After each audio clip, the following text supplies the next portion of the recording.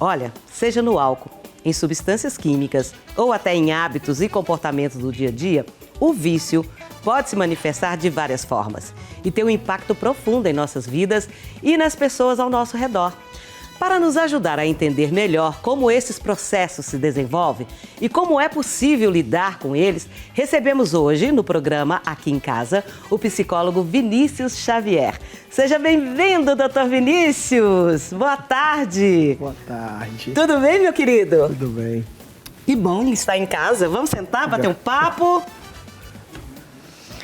Doutor Vinícius, o senhor é especialista em ajudar as pessoas com vícios.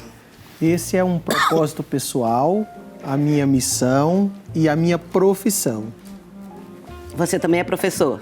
Sou professor universitário e também psicólogo clínico e o meu doutorado é em dependência química.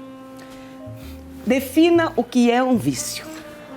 Um vício, ou mais tecnicamente, uma dependência, é um comportamento no qual o indivíduo, ao consumir uma substância, seja ela qual for, ele vai gerar ali uma dependência dela. Ele não vai conseguir ter controle mais em parar o uso. Então, ele vai estar dependente dela. Quais são os malefícios de um vício? Primeiro, a pessoa vai perder o seu controle. Segundo, ela não vai ter condições de, ao querer parar de usar a substância, conseguir. E os prejuízos vão ser os mais diversos. Porque aquilo que ela gostava de fazer antes, se não estiver envolvido o conteúdo ou o elemento de sua dependência, ela não vai querer. Aquela pessoa que antes encontrava com os amigos, mas agora é dependente de álcool, por exemplo, se não tiver a bebida alcoólica, ela não quer ir mais encontrar. Se, por exemplo, uma situação no trabalho ou em casa exigir que ela fique longe da substância, ela não vai conseguir. Então ela perde o controle, perde a credibilidade, a autonomia. Tudo isso um vício pode fazer com a pessoa.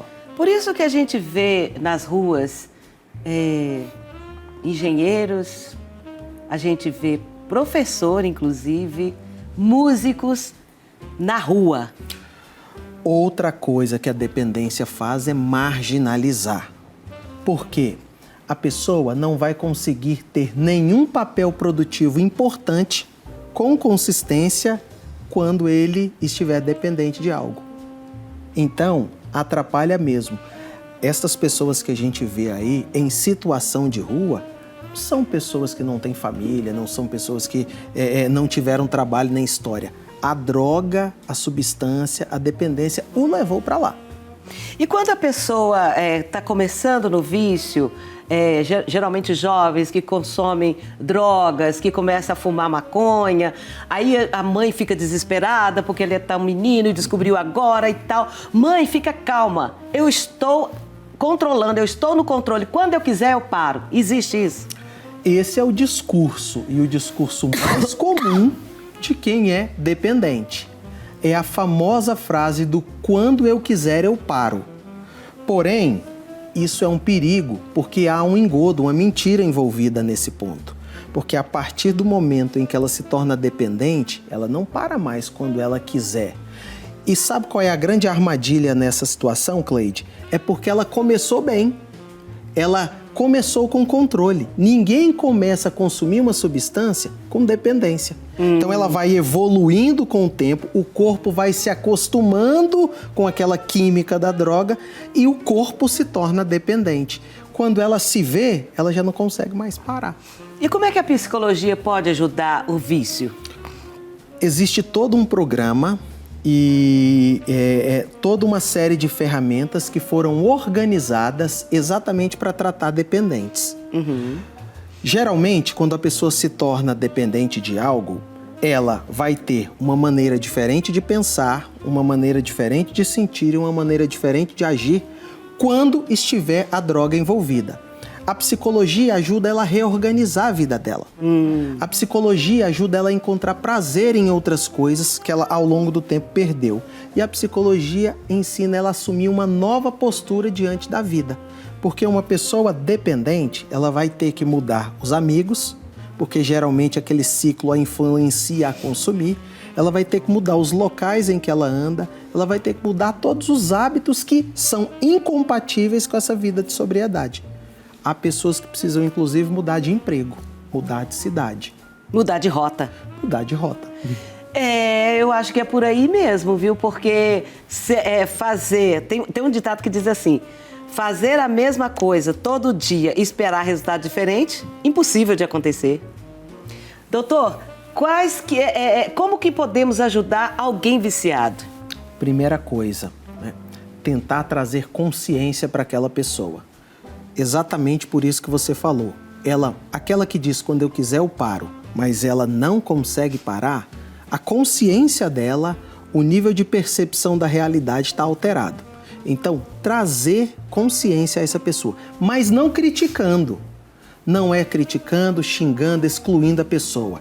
É com cuidado, empatia, é com muito, mas muito amor mesmo. Você vai chegar e conversar com a pessoa, mostrando para ela que, a partir do momento que ela se tornou dependente, tudo ao redor mudou, inclusive a forma como ela se relaciona com você. Então, um cuidado empático é muito importante. Segundo, busque um profissional de saúde para poder ajudar essa pessoa, para poder mobilizar, porque nós que trabalhamos na área temos a capacidade, através das ferramentas e da formação, de trazer consciência a essa pessoa, né? Coisa que muitas vezes é difícil de ela encontrar naturalmente na vida. Agora, tem um vício também que é muito perigoso. Eu conheço uma pessoa que é viciada em doces.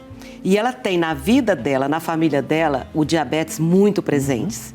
E ela é pré-diabética, mas ela não consegue largar o doce. É o que caracteriza a dependência. Mesmo precisando, não consegue largar. E ela sabe o perigo que está correndo. Mas não consegue parar. É dependente, o corpo dela pede aquela substância. E o açúcar é também considerado uma droga. O açúcar, o café, são drogas lícitas, mas que provocam alterações importantes na gente, inclusive podendo adoecer. Você fala aí, doutor, o corpo pede. Parece que o corpo da gente é separado da cabeça. É porque... Vontade de pegar o corpo... Toma vergonha. Pois é, porque são mecanismos que eles são biológicos, né? Então, o seu corpo acaba se tornando dependente daquela substância que é estranha a ele e que antes ele não tinha. Outro fator que eu acho assim bem complicado, a tal da abstinência. A pessoa fala, não, eu vou para uma clínica, ou vou fazer isso em casa, com a ajuda da minha comunidade, da minha igreja, com a ajuda de psicólogos, com a ajuda de psicoterapias e qualquer coisa assim. Aí vem a crise, que ela está ficando sem a substância. E aí ela não... Nesse meio aí tem a tal da recaída. E aí, com a recaída, vem também o sentimento de impotência. Você bem disse, não dá para separar a cabeça do corpo, não dá para separar as emoções do corpo. Nós somos seres que somos únicos. E únicos no sentido de estarmos realmente unidos em tudo. Uma pessoa que ela passa por uma situação de abstinência, e o que é abstinência? É o corpo sentindo a falta da droga. Ela vai sentir mal-estar em seu corpo, a emoção dela vai desregular, ela vai ter confusões de pensamento e ela precisa mesmo de ajuda. Agora tem uma coisa interessante sobre a abstinência, isso pode servir até para o público. Você sabia que uma crise de abstinência ela não dura mais do que 20 minutos? Ah, é mesmo? Se a pessoa estiver educada, consciente, atenta, ela consegue gerenciar uma crise de abstinência e ficar bem depois.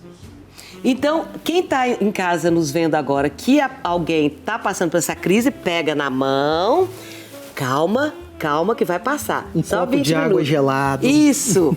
Desfoca a atenção dela para outra coisa. Ajuda. Olha, isso é muito importante, essa rede de apoio, né?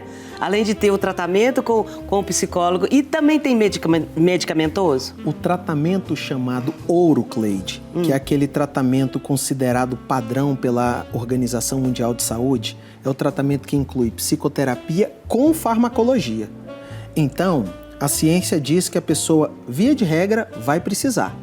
Até mesmo os apostadores hoje, porque há vício em apostas, Sim. até mesmo os apostadores hoje precisam de medicação para saírem desse vício, que é um vício que atualmente tem acometido muitas pessoas. Nossa, a gente tem visto aí com essas bets, né, o tanto que pessoas ficaram viciadas a ponto de deixar suas famílias passando fome. Devastadas, devastadas, né? Eu recebo no consultório hoje muitas pessoas viciadas, dependentes em apostas e com a vida financeira devastada.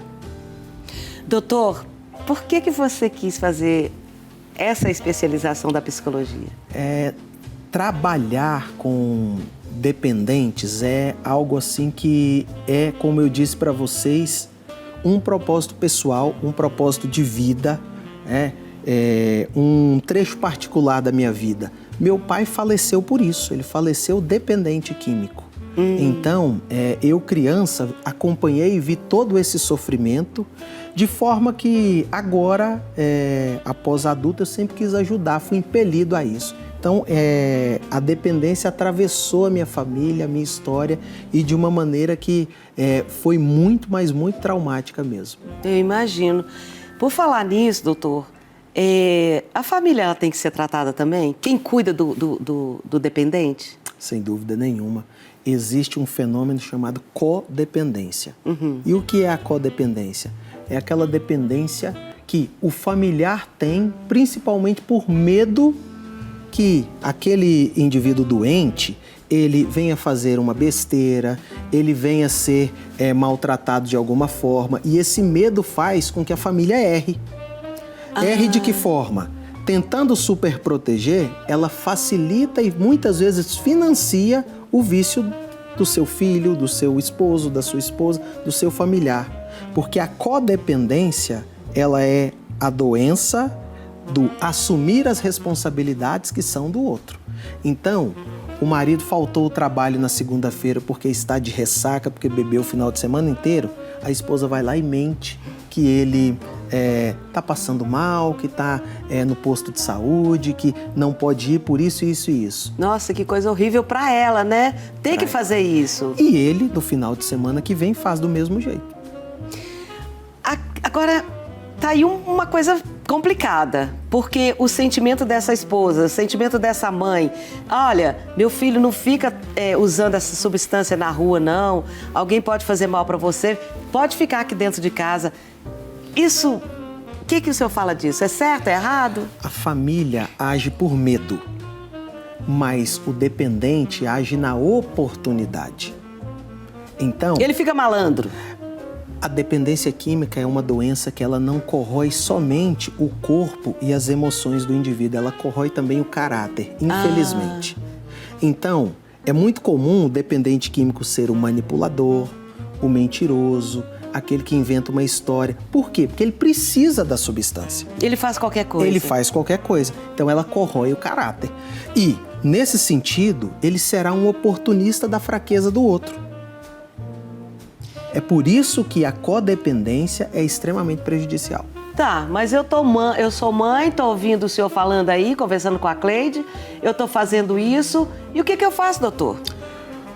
O mais importante, o que eu oriento a familiares é deixe o indivíduo entrar em contato com as consequências do comportamento dele. Ele precisa não, doutor, eu vou deixar meu filho ser preso? Não vou deixar de jeito nenhum. Talvez essa seja a tábua de salvação dele. Verdade. Entende? Mas é complicado, viu? É porque é uma luta em que o amor sempre está no meio, né? Protegê-lo e manter o vício ou deixá-lo entrar em contato com as consequências e correr o risco de ele abrir a consciência e querer mudar. Polêmico, não é? Muito, muito. Doutor, no comecinho desse mês, eu recebi uma psicóloga aqui. Nós estávamos falando sobre infidelidade. Tem gente que tem o vício da infidelidade também, não é? Tem, tem sim. Porque o comportamento de ser infiel, ele envolve uma série de questões, não só a busca de um parceiro ou parceira nova. Tem também o risco, o perigo que gera adrenalina, tem todo esse contexto do novo e o jogo de conquista de um indivíduo para com outro. Então, tem inúmeras variáveis envolvidas que podem manter e estimular a traição. E é uma bobagem tão grande, né? A pessoa... Bom, eu vou conquistar para mostrar para mim mesmo o tanto que eu sou poderoso, o tanto que eu sou legal, o tanto que eu sou bacana, e aí eu vou ser aceito num grupo, aí chegou o maioral, chegou o cara, e no final das contas esse cara é um solitário. A autoestima dele pode ser muito baixa, a carência dela pode ser muito baixa, e engajar-se nesse comportamento que vai trazer prejuízo e sofrimento ao outro muitas vezes a estratégia que essa pessoa utiliza para tapar essa dor ou essa falta, mas ela não é efetiva. Né? Provoca isso, tudo que você falou. Doutora, agora outra questão que é muito triste é a tal da dependência de comida alimentar. Eu só fico feliz quando eu estou comendo. E eu como e depois eu vou lá como de novo, depois eu como de novo. E essa sensação de comer me dá felicidade. Mas quando passa o efeito, aí vem a depressão, eu não quero comer mais. E fica essa luta a vida inteira.